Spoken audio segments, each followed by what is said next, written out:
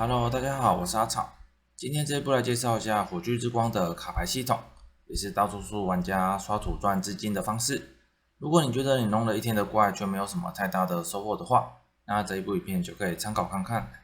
影片前面会先大概介绍一下卡牌系统的规则，以及会介绍哪一些地图的怪量比较多，而哪一些地图比较适合冲王，以及各种罗盘的使用时机，也会跟大家分享我自己在用的牌组。在一开始你进入时刻里的时候，是还没有办法调整牌组的，因为你手上的牌还不够多。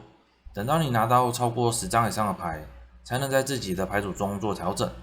而牌库分成混乱牌组和人格牌组，每一轮只要打完5张图，就会重置地图的卡牌，会从混乱牌组抽3张，自己的牌组抽5张，随机的分散到每一张地图上面。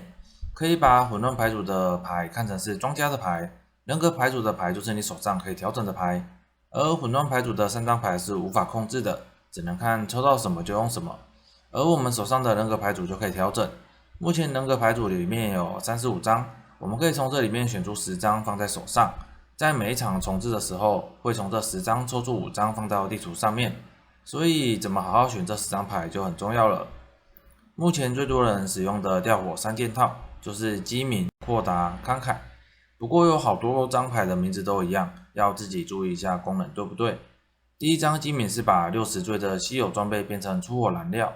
第二张豁达是把稀有怪额外掉落60装备，第三张慷慨是把出火燃料升阶。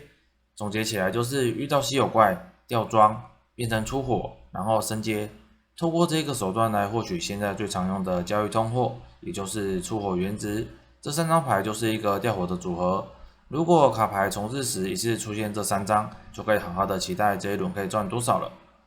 而除了重点的这3张牌以外，其他的牌可以依自己的喜好去做挑选。像我自己是放了增加稀有怪的卡片，2张彪悍和1张英勇。毕竟前面的3件套是要打稀有怪才有用，所以增加稀有怪的数量也是合情合理。前面忘记提到关于卡牌下方所写的继承，就是打完这张牌之后，接下来的5张图也会有一样的效果。前面有提到说每打完5张图就会重置卡牌，那你会想说这一张卡片打完之后还能继承5张有什么意义？这个时候正直的这张卡牌效果就出来了，它可以不消耗卡牌的次数，只要你抽到这张卡片，就可以在这一轮打满8张地图。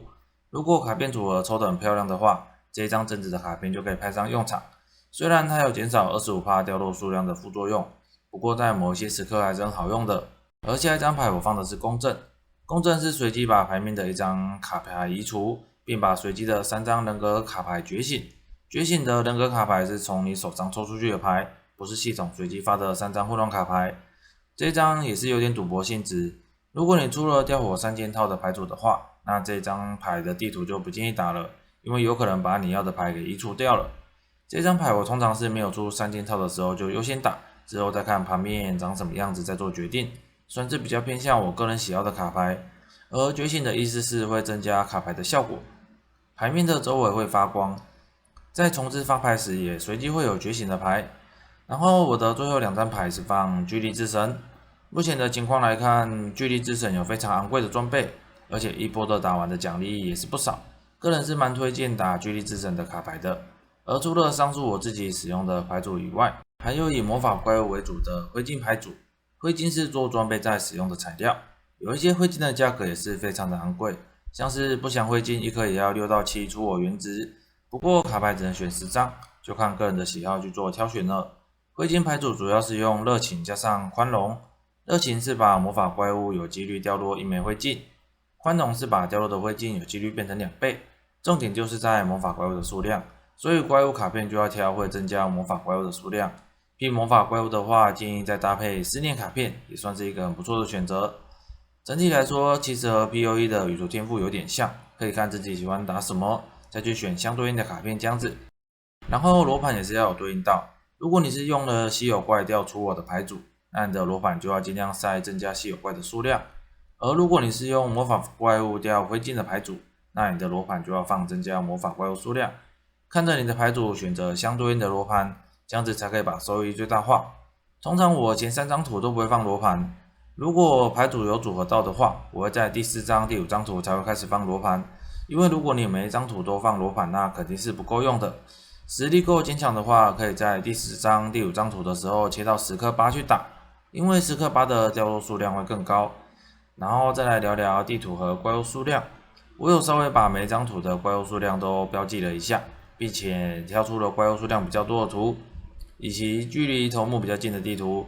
怪物数量多的图可以在你的牌组最后一张再打，毕竟怪物数量的比较多，掉的东西也会比较多。而如果遇到牌组很烂，你完全不想打的话，那就可以选择直接冲王，快速的刷完5张图来换牌。像这张沿海的蛮荒原野是全部区域里面怪量最多的，我曾经塞满罗盘后有到1000只怪以上，是非常的适合作为最后一张的地图。而永眠广场就是冲网的这样子。再来是钢铁炼金这一区，新月长廊的怪量最多，杀戮围城和呼啸山谷都可以冲王。再来雷鸣废土这一区，堕生山海的怪物数量最多，而可以冲王的地图是灾厄之林。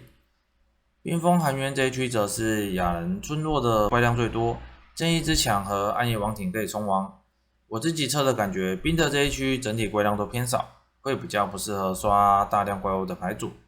再来是幽夜暗域这一区，这一区怪最多的是无梦之声，而冲王的地图是雾泽丛林。